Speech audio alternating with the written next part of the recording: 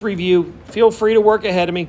Eventually, I'll jump ahead. I'm doing like 1, 2, 3, 4, and then 6, and then I start jumping. So, but always feel free to work ahead of me.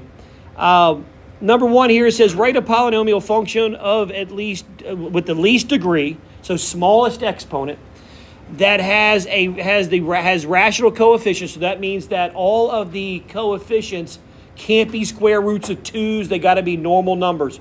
Hopefully whole numbers, hopefully maybe a fraction, but usually in that case they usually want them to be whole numbers or integers is what they want. A leading coefficient of 1, so the very first term needs to be a 1. So it's 1x to the 4th, 1x to the 3rd, something like that. And then the given zeros. Write the function in standard form. So when they're told to write it in standard form, this is where you need to make sure you make a mental note. That little part right there means multiply out. Multiply out the parentheses. That's what that write in standard form means. That means this is going to be a long problem, especially if I have a lot of zeros, okay? So, yesterday I mentioned with the square root stuff, whenever you see, we know 3 is a nice rational number. The 1 minus the square root 2 is technically not rational. It's irrational. And then we get that part from part of the quadratic formula when we go to find our zeros and we're solving. And I mentioned yesterday, if there is a positive, if there is a version there, there's also one where there's the opposite. So there should also be a 1 plus the square root of 2 is what there should also be as a root. So as I'm looking for answer choices, if it was multiple choice, I have now 3 zeros, which means that there should be x to the 3rd power as my big degree, is what I should have there as I'm looking at a multiple choice test, okay? So anything that's not x to the 3rd, I start crossing off as answer possibilities on multiple choice. So now we said yesterday, we say x is equal to 3, x is equal to 1 minus square root of 2, and x is equal to 1 plus the square root of 2. Now what I can do is I can solve both of those for 0, so basically meaning bring the numbers back to the other side. So that would give me, subtract the 3, x minus 3 equals 0. So that's a parenthesis, x minus 3. I would subtract the 1 and add the square root of 2 over on the next one. So that's x minus 1 plus root 2. That's going to be ugly to FOIL, but that's okay. Then on the next one, as I subtract the 1 and subtract the square root of 2 and do that across. These are the ones I always hate doing, and I never try to give a lot of these on a test because I never liked it as a kid. So now I need to multiply that stuff together, okay? And so the tricky part is now that we see 3 terms inside those parentheses. So I'm going to multiply the last 2 things together. I'm going to multiply those 2 things together.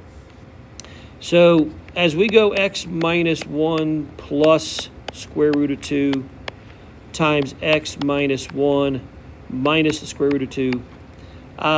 As I do that, of course, we have x times x is x squared.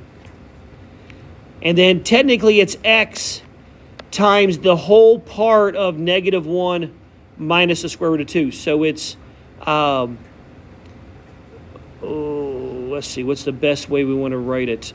Plus x times this negative 1 minus the square root of 2.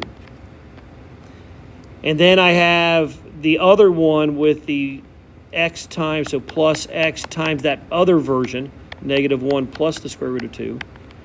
And then the last thing we have is plus, and it's basically these 2 things multiplied together. Granted, so it's basically plus negative 1 plus square root of 2, and then it's negative 1 minus the square root of 2.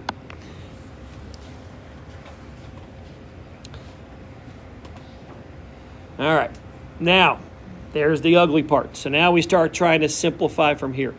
So with that in mind, if I can have the x squared, let's go ahead and distribute the x in there. So that's negative x minus x root 2. Then we have plus, technically it's a negative x. Let me back that off. Because x times negative 1 is still a negative x. That's still a negative x, and then it's plus x root 2. Great, the root 2's are canceling there. And then we have plus, now here, I kind of got to do a mini FOIL. So I got to do negative 1 times negative 1, which is 1.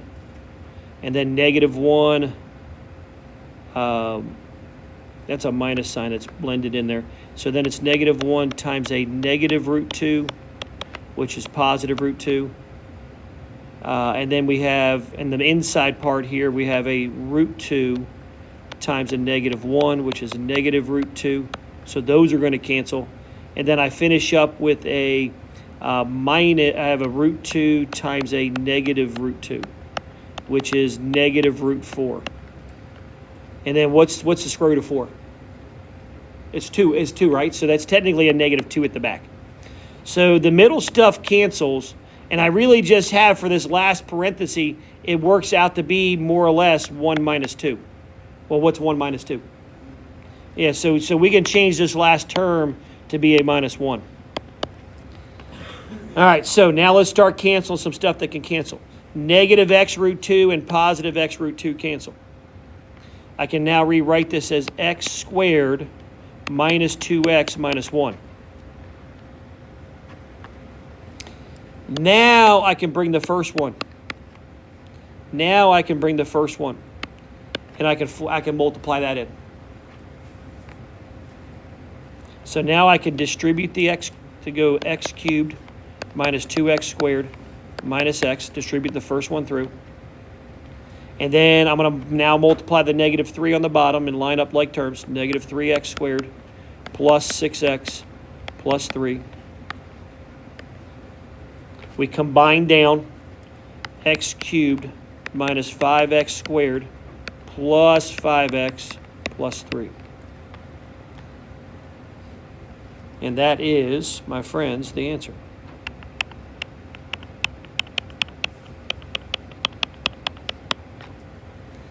And that's what we would type. That's what we would type in the big idea. A lot of crazy work. That's why if I ever put this on there, it would be on there once, something like that, because it takes so long to simplify.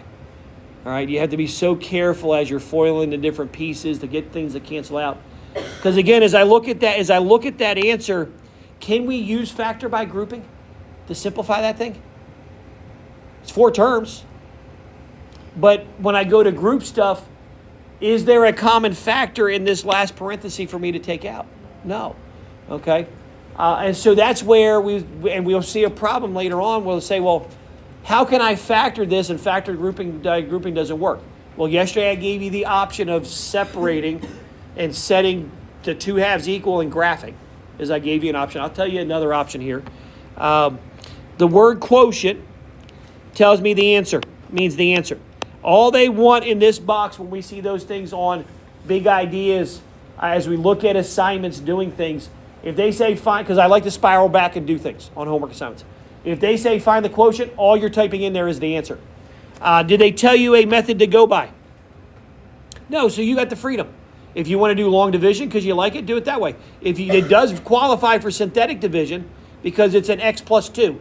It's not x squared plus 2. It's not a 3x plus 2. It's just plain old x plus 2. So it does qualify for synthetic. So that's what I'm going to do. So I'm going to draw my little box. Draw my line. I'm going to put the opposite of the plus 2. So it says x plus 2. So I got to put a minus 2 in that little box. And then now I put down the coefficients and the signs. I am not missing a number, a power in the sequence. I go cubed, squared, first power, no x's, so I don't have to fill in a 0. I did give back these quizzes today. Some of you drew the line down, but then you multiplied. That first number has to come down to the bottom unaltered. And that's where some of you made your first mistake. You did negative 2 times 2 in this case and put negative 4 in that spot. And therefore, you're off on the rest of the stuff, okay? So that first number comes straight down below the line. Then you get to start multiplying. Negative 2 times 2 is negative 4. Again, we add down. Negative 3 plus a negative 4 is a negative 7. Then I multiply negative 2 times negative 7 is a positive 14. I add down, I get 19. Negative 2 times 19 is a negative 38. And then add 1 plus a negative 38 is negative 37. So this did not go into it evenly. There is a remainder. The remainder is that negative 37. Now to find my answer, we know it's minus 37 over x plus 2. That's the fraction. Yo! It's a negative 1 on the far right. Oh, I did make a goofy there. So there's a negative 39? Yep. Okay, good. At least it was only at that part. At least it was just that last little digit. That's good. At least it wasn't in the beginning where I goofed up. That changed everything. All right, so that's a negative 39 over x plus 2. All right, again, big ideas might like it because some of you text me, might like it like plus negative 39 over x plus 2 is what they may like. On my paper, I'm fine. On my test, I'm fine with the minus outside on my program I use. Okay? Big idea is just quirky. Now, the 19 is the constant. So the 19 is a plus 19. There's no x on that 19. Now we start putting back a x with a power. So then it's minus 7x. And then that's a 2x squared. So 2x squared minus 7x plus 19 plus the fraction, or minus the fraction. Your answer, your quotient, should have one less power in degree than what you started with. We started with x to the third. Our answer should start with x squared. Okay? All right. You could have, and maybe you did that long division, out of curiosity. Anybody do a long division? Which is fine. All right. Remember, long division always works. It's not synthetic, sometimes works. Okay? I have an example later on where it doesn't work, so we have to do long division, as I circled it. Are 27 and 64 perfect cubes? Yes. So that means I need to use that sum of cubes. This is an example of sum of cubes. We can factor a two-termed binomial with a plus sign if they are perfect cubes. The format, and I saw some of you on your quiz, you did that. You used SOAP to remind you of these signs. I like that. SOAP. I use the same sign that's in my problem. Opposite sign, always positive. I think it was more the girls that used the SOAP acronym come the boys, because not to throw the boys in this room under a bus, because I'm never in the restroom here as when they're in there. But there are some boys in this school that do not wash their hands after they use the restroom. So I would not be holding any hands of most of the boys in this school. All right, these boys excluded. Okay, we can't throw them in that lump. But ladies, just keep that in mind. Maybe just elbow bumps and stuff instead of slapping, fist bumps or high fives. So what's the cube root of 27? It is 3. So that's a 3x. Cube root of 64 is 4. So 3x plus 4 is the first one. Now I square the 3x, multiply 3x and 4x, so 4 times 3x for the middle. And then it's the last thing, 4 squared. And then I'm going to clean that up for the final answer. 3x plus 4 times 9x squared minus 12x plus 16. And as we talked about yesterday when we were solving, we're done. That thing's done. We factored it. And we factored it completely. We did not have to take a GCF. If you take out a greatest common factor before you have perfect cubes, you got to make sure that's in front of the first parenthesis. Okay? This first parenthesis will be my real solution. It'll be my x-intercept.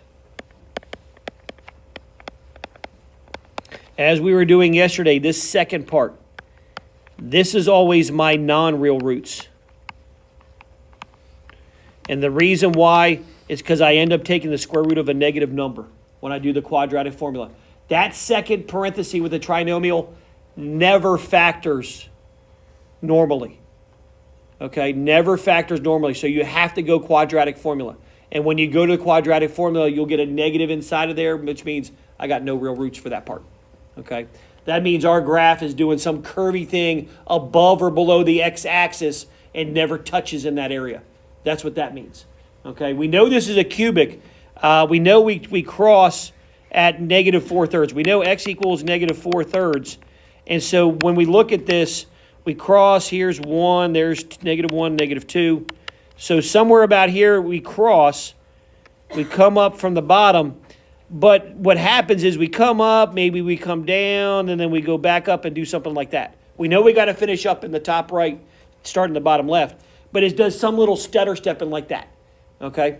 And technically my y-intercept is 64, so that's like 64 way up high. All right, now whether it does it there, I don't know. We'd have to graph it. But that's what the non-real roots tell us is there's doing some mumbo-jumbo junk on part of the graph, and it's never going to touch the x-axis, is what that's telling us. There are classes that teach about graphing with the negative root, but that's not us anymore, okay? I don't even think pre-cal does it anymore, and I don't do it in calculus and stuff, so. But there are things that you actually graph in the complex plane is what they teach. All right, so now we get to use calculator. It says use the graph of that equation to answer the following. Now you should, as we think at prepping for next week, we see this first term. The degree is odd. And my leading coefficient is positive. So that means my end behavior means to finish in the top right and start in the bottom left. So I know my graph is going to come up from the bottom left, maybe do some snaking, because most x cubes, when you have extra x's in there, do some snaking, and then they finish up in the top right. We know the y-intercept is negative 2, because when it's expanded, the last number, the constant at the end, is always your y-intercept. They want us to identify the x-intercepts. All right, great. Here are our choices. So let's split the screen and let's get a calculator up here and let's get you going. So if you're using mine, I would probably reset them, second plus 712, because we are doing a lot of statistical stuff with tables today in my stats classes. I'm going to go into y equals, and I'm going to go in and press x raised to the third, then minus 6x squared, and then minus 2. So I typed my stuff in there, and then now I'm going to hit graph. Woohoo! All right, so it did its fancy junk below it, is where it did its fancy junk, is what it's doing. Or maybe it just did as a normal snake. It doesn't do fancy stuff. All right, so with that in mind, x-intercept. Well, I can't point on my iPad, but it looks like 1, 2, 3, 4, 5. It looks around somewhere around x equals 6. It looks like somewhere around x equals 6, I have an x-intercept just by that parsec. Now, if I want to find it exactly, common sense tells me, hey, it's got to be this one right there. It's got to be the 6.055. But if they didn't give me an answer bank and I had to type it in, then what we do is we hit second trace, and we're trying to find a 0, an x-intercept. So we go second trace, option 2. And then I'm going to arrow around until I get right where I think a 0 occurs as I come back up this curve. Oop, I went too fast. My bad.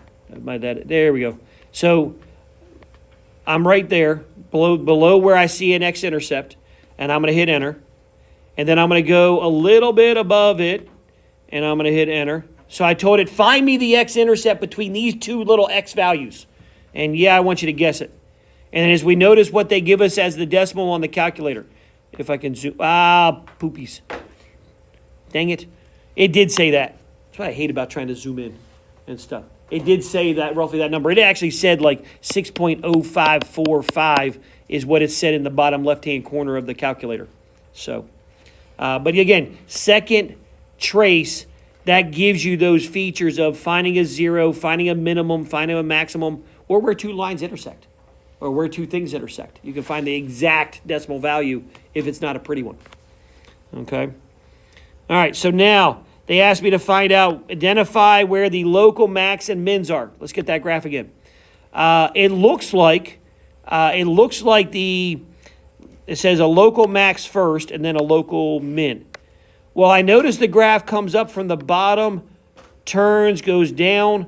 So that 0, -2, 0, -2 is my local maximum. I can't see, of course I can trace it to get down there, but I'm going to use the shortcut with the calculator.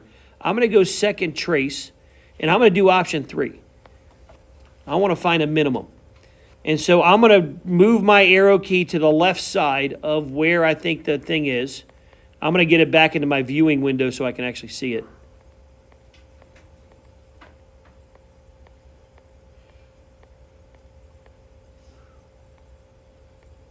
There we go. Now it's in my viewing window. Hit enter. That's the left side. Now, go all the way till I see it on the other side.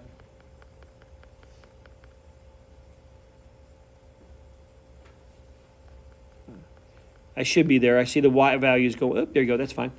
And then now, yes, I want you to get it. They tell me that 4, -34. 4, -34 is my minimum. And that saves me from having to go down and keep tracing all the way down the thing. Sometimes you get lucky with the table. Okay, sometimes when we do second graph and we look at the table, we can see it. But this one, yeah, it's nice, but we have to interpret that 4, -34 is the minimum. You know, what happened if it was at like 3.5, 30, or -36? We wouldn't see it based on the way this table was designed. But using that second trace feature and calculate, we can find out the exact x value when it's a crazy decimal. Like I have it set up now for us to figure out the maximum.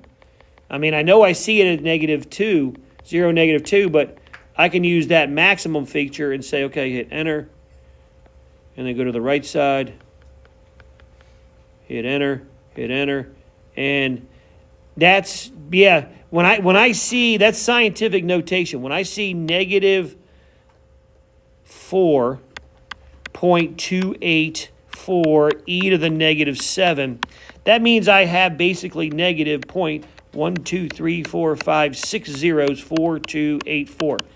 Isn't that about 0? Yeah. All right. Don't know why the TI programmed it to where it's like that. It always does it, where it uses one of those kind of things with that thing. But that we got to use common sense saying, hey, that's 0. Okay. Now, the function is increasing. Well, when are we going up? We're going up starting from -infinity until we get to the x value of our maximum. So -infinity to 0. Now, what does that look like for our inequality notation? That's x is less than 0. That's what that means when we look at that notation. And then also, I can use the x value of my minimum. So from 4 to +infinity, that far right side is increasing. So that would be the x greater than 4. When am I decreasing? Well, that's between those two x values. That's between 0 and 4. So that would be that one right there. 0 less than x less than 4. Now, what do we notice that's on there as well? Some of the y values. And they threw an x in there to try to trick you. All right? We got to make sure we pay attention to the x values of those ordered pairs, the vertexes, not the vertexes, the max and mins as we write these things, okay? Make sure, because sometimes we'll throw a y in there, and so, you know, y is associated with the range, okay? So like this one right here, we should not be using that one because that's technically the range. So this one we should be, you know, it should be like y is between those two things. Okay, so... All right, now, next one you can do on your own. That's the same thing we did before. We have one in our notes yesterday. Again, start off with the x equals -2, x equals 4, x equals 3. Move the things back over. Set them equal to 0. And then x equals -3 equals 0. And then you get to set up your parentheses and multiply. All right, so I did half that work for you. All right, find the product. All right, sweet. So this is just flat out. I'm going to get rid of that, give me more room to write. We're just distributing the x in 3 times. So that's x cubed minus 7x squared plus 5x. Now multiply in the negative 4, so negative 4x squared plus 28x minus 20. Oops. And then combine like terms down, so x cubed minus 11x squared plus 33x minus 20. Again, it is so easy to make goofy mistakes. Be careful. Negative times a negative is a positive. Positive times a negative is a negative. Be very careful.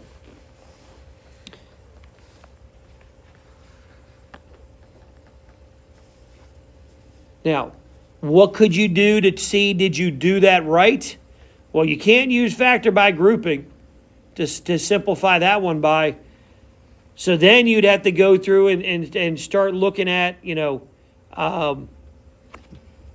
x-intercepts. Well, this one tells me I have an x-intercept of equal to 4. So I could graph that equation, and I would see it crosses at 4, 0. It's where I see one place. Unfortunately, I got to use the quadratic formula on that one to determine, does that give me any x-intercepts? Okay, it's x squared. Again, there's no factors of 5 that add to 7. 5 plus 1 is 6. Close. I mean, I could have a negative of x minus 1 and x minus 5, but that would have given me an x squared minus 6x plus 5. So that means I have to go quadratic formula. Going off the top of my head, we're okay, because it would be 49 minus 20 on the inside, which would be the square root of 19.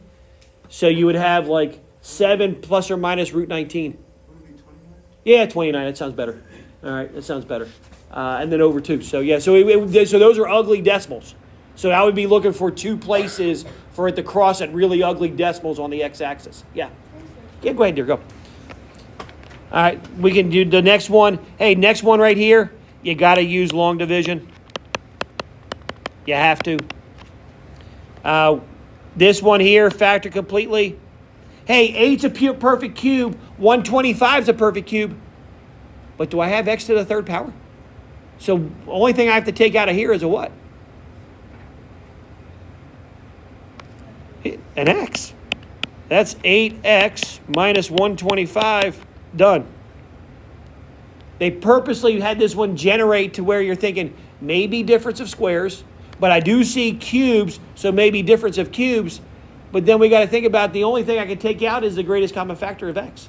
And once I do that, the 8x minus 125 doesn't factor. Okay, so be careful. It's easy to get suckered in when we see certain numbers. All right, factor completely. Here's one we can do by factor by grouping. The next one we cannot, so that's why I have them circled.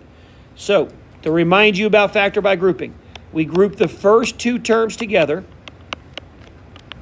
with a plus sign in between the parentheses. Most of us teachers in the United States teach it that way.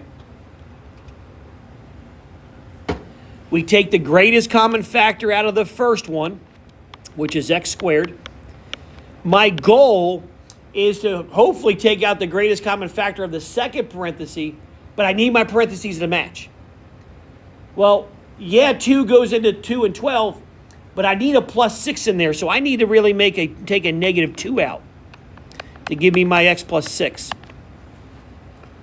Now that my parentheses match, I can write 2 parentheses next to each other. What they have in common goes in one of them. And what you factored out goes in the last one or in the other one. Okay? I always put the factor stuff in the last one. Is the way I like to do it. Now, we have 2 terms and a minus sign. We should always be thinking about difference of squares. However, is 2 a perfect square? No. So technically for this one, for big ideas, this is our final factored version. It doesn't factor anymore. They did not ask me to solve for those solutions, so I do not use the ZPP, set it equal to 0, and solve.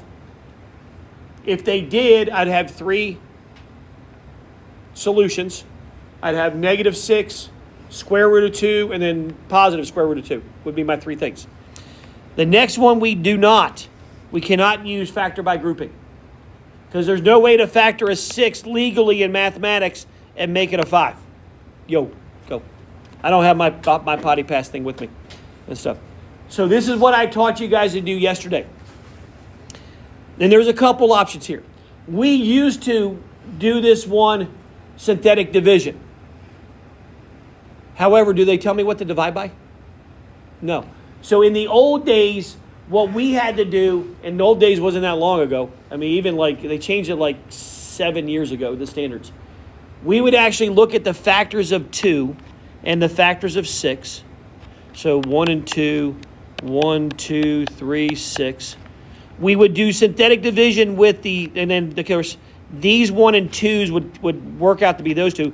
We'd have to try synthetic division with positive negative 1, positive negative 2, positive negative 3, positive and negative 6 is what we would start trying. Then we would have to create fractions. So 1/2, we would take these numbers over these. So plus or minus 1/2, plus or minus 1/3, plus or minus, hold on a second. Mr. Steve. It'd be 2/3. Sorry, 3/2. 3/2, and then with the 6 over 2 is 3, so that would cancel. Then we would try those, and that was just a guess and check. Try synthetic division. Okay. Now you always can do that. You can do that and then pick one of those numbers. I'd start with the whole numbers and do the remainder theorem. But the rational root theorem says that I can take the factors of the first term and the last term individually, plus and minus versions. If one of those gets substituted in for x and it simplifies to 0, then that means that it's a root. That means it's a 0, which means I can do synthetic division to solve the problem. What I showed you yesterday was this. And I know that's what you're thinking. Just get to the point, Mr. Stevens. I told you to add this stuff over and subtract that over to the other side. 2x cubed minus 5x squared equals x minus 6. Now we're going to type that first one in for y1, the second one in for y2, and I'm going to try to find out what x values do these equations have same y answer.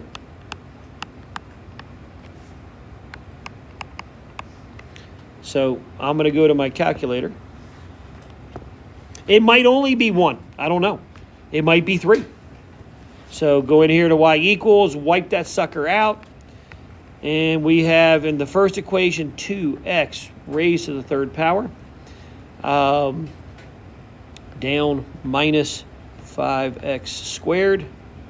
Next equation is x minus 6. X minus 6. So I got my things into y1 and y2.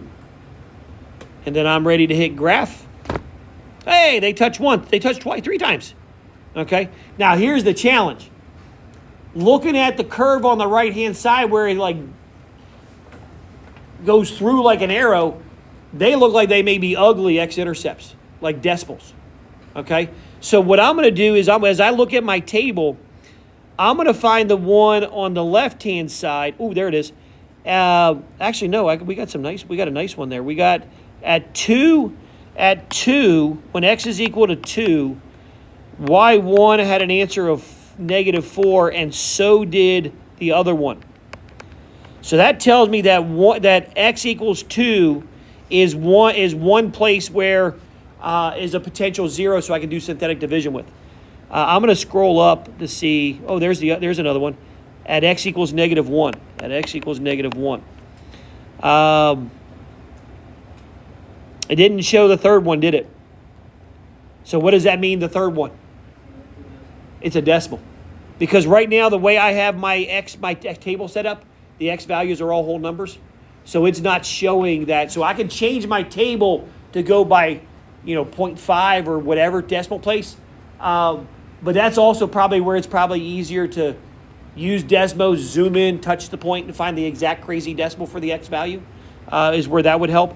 And that's why, when we get closer to the end of course exam, we'll do those so that when you get that option on the end of course exam, you can use a Desmos calculator on the end of course exam. It's built into that program. So we want to practice, hey, zoom, touch, boom, got the answer. So now that lets me know that I can use those to do synthetic division with the factor. So that's what I'm going to do. I'm going to start off with x equals 2. So 2, and then I'm going to bring down 2, -5, -1, and 6. Bring down the 2. 2 times 2 is 4. Add down is -1.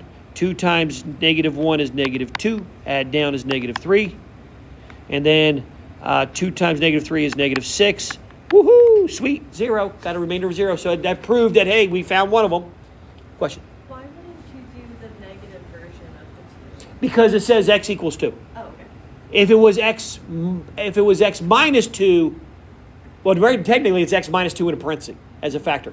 If it was x plus 2 in parentheses, then that's why we would do a negative in there. Okay? Okay.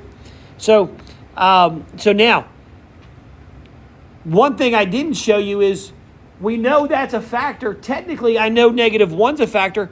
I can actually do my synthetic division again with this line with the other number instead of thinking about factoring the quadratic, and I could just bring down the 2 and say -2 times, or -1 times 2, -2 is -2, and that's -3. -1 times -3 is +3. That's a remainder of 0. So that tells me 2x minus 3 is the other parenthesis, or x equals 3/2, which is a decimal, is the other x-intercept. Now again, they did ask me to factor completely. So I did find one of the factors, 2x minus 3. So 2x minus 3 is one factor. Then it's x minus 2 and x plus 1 are the other factors. We go back to saying if x equals -1, bring it back across, and I get x plus 1 equals 0. And that's my parenthesis part. Okay? So using that graphing method helps us narrow down, hopefully, if we get a perfect number like they both said -4 at x is equal to 2. So then that means that I can go in and do synthetic division with that x value, and I can start breaking it down faster. Okay? Now, we got lucky. We found 2 pretty numbers with the graphing method. Occasionally, we'll find 3. But we found 2 pretty numbers, so we were able to get through that a lot faster. And again, you could have stopped, and you could have factored this little one right there. You could have had 2x squared minus x minus 3 and decided, okay, how do you factor? We would have came out with the same thing. X plus 1, and then, I'm lost where I put stuff. However, it eventually worked out that way. I'm not going to think about that too much. All right. So this one. Can you take out a greatest common factor? No. Can you factor by grouping? Yeah, we can. Because notice, what's 4? How do you make a 3 a 12? 4. Multiplying 2 by 4, do you get 8? So that lets me know I can do factor by grouping on that one. I can group the first, do a plus sign. Group the first two, 3x cubed minus 2x squared plus -12x plus 8. Take out an x squared. That's 3x minus 2 plus. I have to take out a -4. That makes it a 3x minus 2. Now I can butt them up next to each other. 3x minus 2 times an x squared minus 4. Am I done factoring? Technically, no, because we got a difference of squares. So you can factor that last one, or you can do the square root method to find the zeros for that one if you like. So you can say x squared minus 4 equals 0. Add the 4 across. X squared equals 4. Here's what you got to remember. It's plus or minus square root of 4. There's 2 answers. A +2 and a -2. So 2, -2, and that first parenthesis, 3x minus 2 equals 0. 3x equals 2. X equals 2/3. 2/3. Okay? So,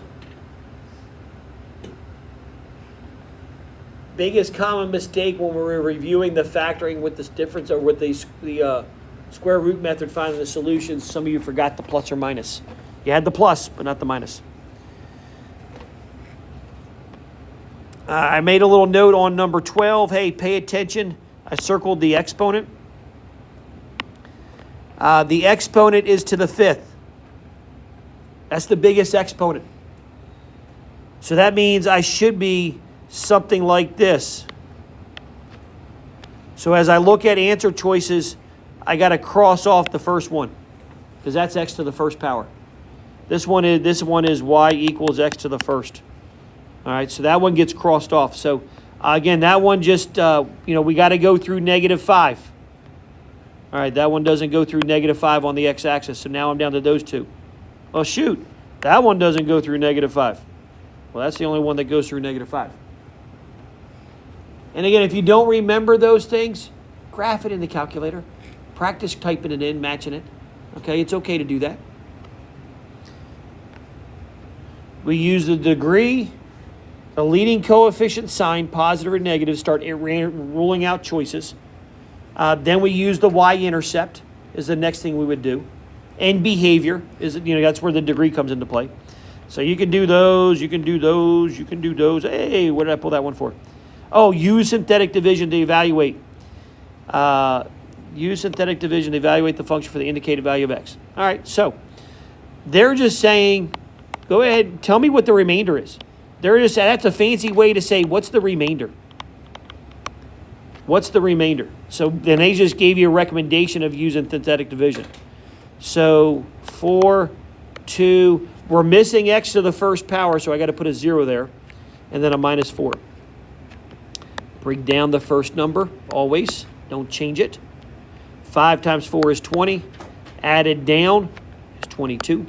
5 times 22 is 110. Added down is 110. 5 times 110 is 550. Add those two together, I get 546. So barring any goofy mistakes, our answer is 546. That's what the remainder is. Yo! How I did it was I substituted x in for 5 and then just put that in the calculator. And got the same Smart girl, because that's the same thing they're asking there, is telling us to use the factor or remainder theorem. Okay, that's what that's doing.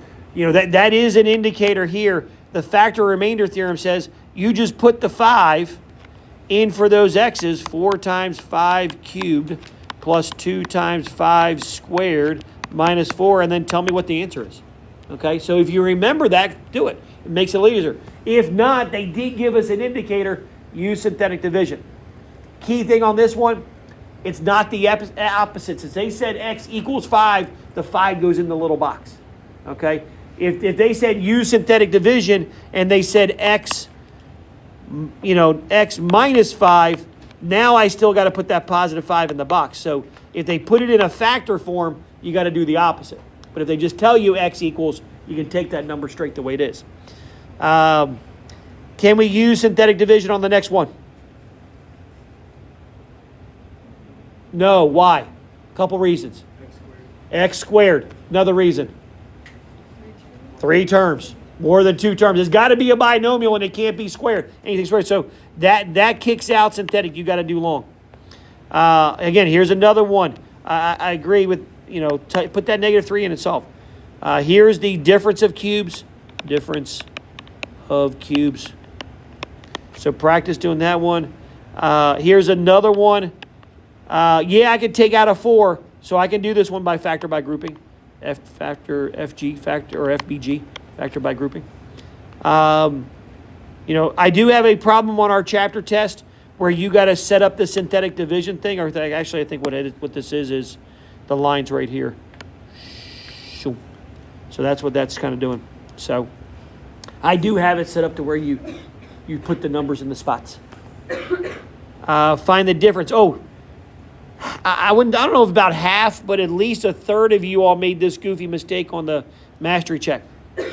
Some of you went straight to multiplying.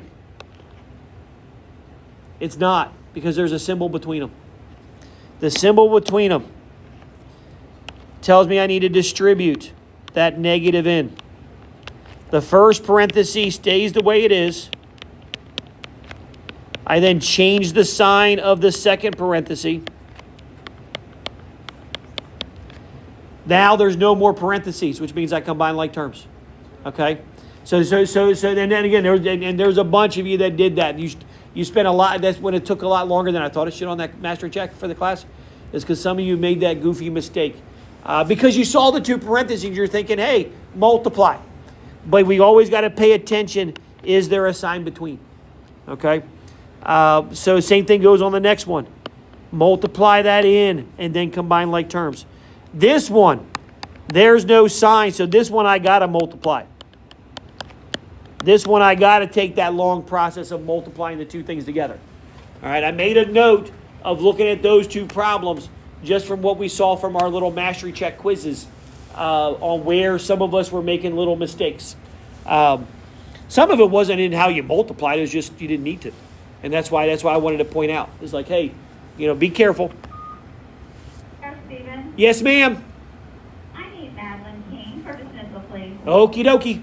Thank you. Yep. All right, now, with this in mind, notice this paper copy here. Maddie, you're still with me as I talk about this. Ready? Okay. This is the paper version of your online homework assignment for the weekend. So I've already started doing a bunch of the work that you can just start filling in, okay? But that's what I did. I decided, you know what? I'm going to build a homework assignment for the weekend for reviewing. And in class, I'm going to do a bunch of the problems with you, okay? So as you leave me and go, make sure you look back because I'm going to keep going. The homework assignment goes live at like 2:55 or something, but I was going to try to get in as many different problems as I can to try to help you. I think I got like 40 problems on the assignment. But, yeah, 40 how many? 44. So, hopefully I'm getting maybe close to half done with you. That's not, but again, I want to show you again how we need to be able to do these things is what I'm trying to do. So, the next one I had on my docket was number 29. That was the next one. I didn't get a chance to circle it, but I was like, this one I like too.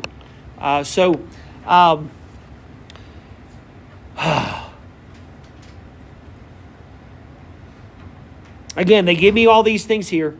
They tell me the window that I can adjust on my calculator. I just want to go from time as 0 to 7, which is basically me from the year 2010 to the year 2017. That's what that's talking about. They're asking to identify any turning points. What's a turning point? What did we say a definition of a turning point was? I can do hand motions as long as you don't give me a finger. But yeah. Yeah, where it arches. Yeah, where we see a maximum, where it arches, or maybe it's a valley, where we see it goes like a U. Okay, those are turning points where we change from increasing to decreasing or decreasing to increasing. Okay? So with that in mind, I can use the calculator, graph this, because it didn't say you couldn't. It just said find it, determine it. We're not going to see this problem on a non-calculator section of the end of course exam. Okay, it's going to be on a calculator portion. Okay, so let's type that in there to Y1. Let's graph it, and then let's use that tool of either max or min when we see what's happening. Okay, but again, they tell us to focus in on just from 0 to 7 for x values. So not the whole picture, because what is the biggest exponent? 3. Usually when we see x cubed, we see a snake as a graph. Up, down, up. So that means there's a max and a min somewhere. But them telling us between 0 and 7, that takes one of those out of the picture that we don't have to worry about. And it's focusing on the one that's just between those x values. Okay, they're both not going to occur between 0 and 7 on this function. Okay, so let's get our calculator out here. I'm going to split screen here. Again, you can always work ahead of me and do stuff and don't listen to me. You're fine. Boom, boom, boom, boom, boom, boom, boom, boom. So this one I'm not splitting up to two different things. So 0.138x cubed. And then it's 0.92x squared minus 6.8 x plus 300. All right, that looks like I got everything in there right. All right, now here's the challenge. What's my y-intercept? 300. It's way stinking up there, which means on a normal graph, we're not going to see it. So keep that in mind. Graph. Don't see it. All right, that's okay. Let's do zoom option 0. Zoom fit. Well, that stinks. Because really, that kind of, it's kind of hard to see there. So here are some adjustments we can do. We know it's got to be between 0 and 7. I can look at the table to get a rough idea. So as I look down here at the table and looking at, can I zoom in on it? Yeah. All right, so I go from 0 at 300. I go to 293. Come back, then I start coming down to 290, then I go back up to 310, then 402, then 662, then 1246. So really, it looks like somewhere it goes down and then back up. So it was at 300 and then 293, then 290, and then it went up to 310. So that tells me somewhere here I got a minimum, is what that's telling me.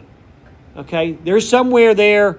So somewhere between 2 and 3, somewhere between 2 and 3, we have a minimum, is what that's telling me. Just by reading the values in the y, we go from 300 down to 293, down to 290, and then we all of a sudden jump back up to 310.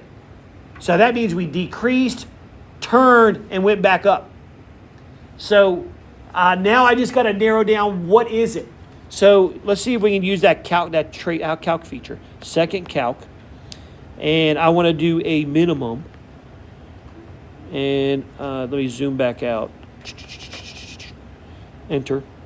My left bound. I know somewhere around 2. So let me, if I go to the right here. I'm going to go to the right here until I get somewhere maybe. Okay, that's good enough. 1. 1's fine. There's my left bound. Then I'm going to go to the other side. I know it's between 2 and 3. So I'm going to go over here past to 3. There we go. That's far enough to the right. Hit enter. Yes, I want you to guess it. And they tell me actually about 1.8. Do I have that option on there? One. We have 1.6. Could be our scaling on this one. It could be the way the calculator is interpreting. So that one looks good. I'm thinking it's more that one, so I'm curious on why. Maybe because we're so zoomed crazy, it doesn't like it. So let's change that. Boom,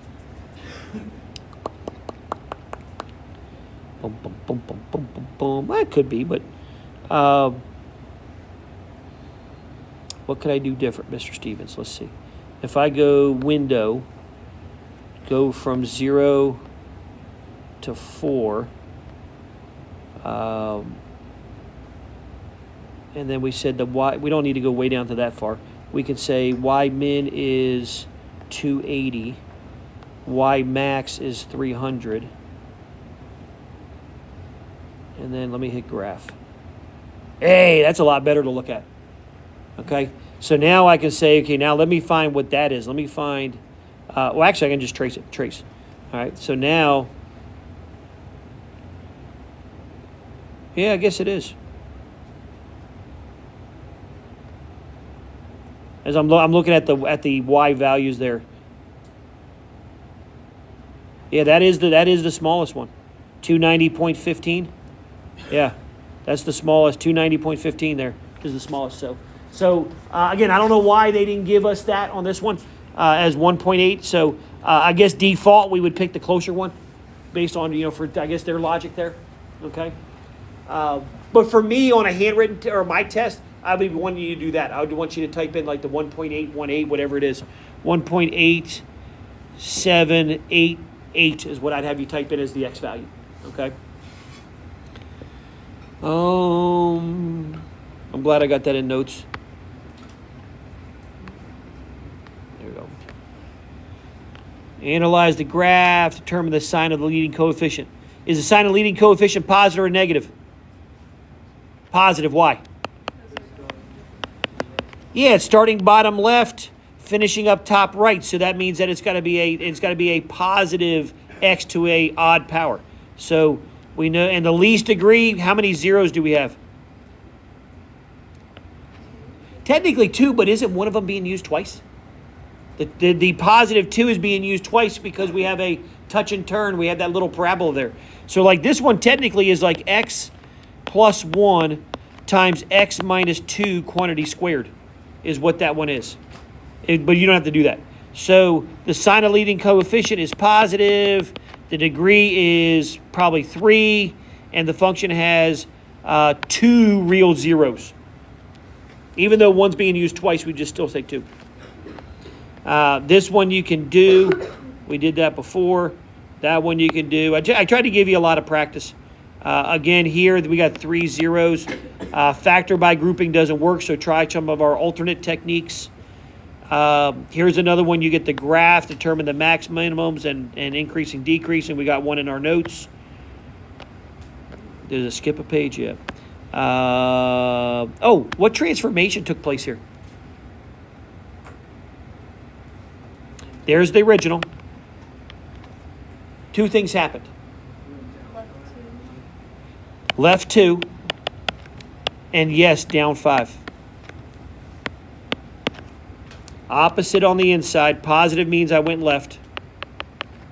And then exactly that means I went down. I will put some of those on the chapter test. We didn't do them for a whole assignment, but we will keep having transformations. Again, pay attention if there's a negative out front. That means I reflect over the x-axis. Okay, I won't do any horizontal reflecting. Okay, when I do that, because they don't do that on the end of the course exam. Again, here's where they're asking you to. I think do they give you an equation? Oh, yeah. There. That's the graphs for those. So that's where I'd graph it in the calculator and see. You should be able to do that one.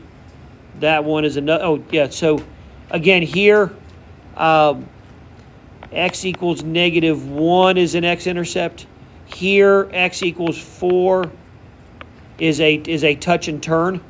So that's where we should see a parabola at x equals 4 because it's being used twice for the multiplicity. So as I start picking choices, that's what I need to go by first. Next thing I would go by, remember there's that 1/2 out front, which is a vertical stretch of actually the vertical compression. So it's like marshmallow getting squished down.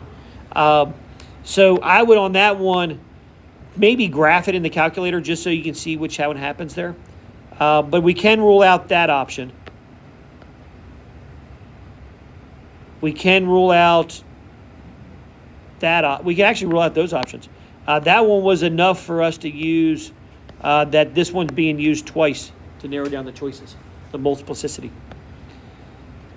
Going here, that one, again, hopefully you can, as I've been trying to do real quickly, what are my x-intercepts? X equals negative 2, x equals 1, x equals 3. So now as I look at the picture, where do I cross negative 2, positive 1, and positive 3? This one looks pretty good. This one does not, because that's a positive 2. That would get most people wrong on that one. They would choose that. This one is at 1 and 3. Now we got to pay attention to the compression being squished down. So this one would be a good one to graph. We're down to 2 choices. We're down to this one and the first one. So this is where I would graph it. That way you can try to see, which one is. Because the challenge is, did they go by the same scale on those 2 graphs? This one is going by what for every line? 2. What do we notice this last one, that one I circled there is going by? 1s. They changed the scale. So that makes it really tough. It looks like it's this one because it's squished down, but they also adjusted the scale. So pay attention to the graph. Maybe we use the y-intercept. Once we graph it, use the y-intercept to see if there is a difference between those 2 things. Okay? Maybe that's our subtle difference between them, is the y-intercept. Is it the same? It looks. All right. So then it's going through other points. So I mean now it gets really nitty gritty on picking stuff. Maybe we look at this minimum right here, or this maximum, and to see if those which one lines up on the graph when you draw it, when you do it in the calculator, do those lines up, or could be the goofball algorithm stuff that they didn't pay attention and they made a mistake and put, something on there like that. So It usually won't be that hard to decide, okay? This one, again, we can graph. Remember here, x equals -2. It's being used twice, so I should see a u at -2. Here, x is equal to -1. So where do I see a u at -2 and I cross at -1? That's this one right here. Unfortunately, we just don't see it that good. We'd have to really zoom in order to see that it comes up, does a parabola, a short parabola, then goes back through the -1 is what we see. This one I put on there, writing the equation. So with that in mind, we just do the opposite. If it's if -2, 0, then that means it's x plus 2 in parentheses. That means I have x plus 0 in a parenthesis. That means I have x minus 2 in a parenthesis. So I know I have x plus 2 times x minus 2 times an x. Now, what is this extra number for? That extra number is in case the leading coefficient is not 1. Okay, so when you multiply this out, which is technically x cubed minus 4x, is what that multiplies out with. Does x cubed minus 4x go through -3, 1? Well, let's see. 3 equals -1 cubed minus 4 times a -1. So 3 equals -1 plus 4, 3 equals 3. Yes, so that means that x cubed minus 4x is my final answer. If it didn't, technically what would happen is you would put in a, you would say y equals a x cubed minus 4x, and then you would put in the 1 and the -1 and the 3, and then solve for that a value, which would be the coefficient on just the x cubed. Okay, so that's the only reason that's there for. So I try not to give you any of that where you had to do that. So you should be able to do that one, should be able to do that one, and that's it. So